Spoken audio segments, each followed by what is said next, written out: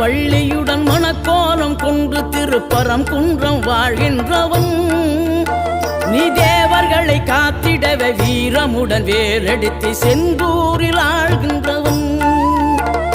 மாங்கனிக்கு கோபம் கொண்டு பார்ப்புகழும் பழனியிலே ஆண்டியன கோலம் கொண்டவன் நீ தத்துவத்தின் சாரெடுத்து சுவாமி மலை எல்லையிலே தகப்பனுக்கு பாடம் சொன்னவன் காவல் என நின்று பெரும் சினம் தணிந்து தணிகையில கண் குளிர காட்சி தந்தவன் நீ பாங்குடனே கருள் தரவே பழம் முதிரும் சோலையில பரஞ்சோதியாய் நின்றவன் பரஞ்சோதியாய் நின்றவன்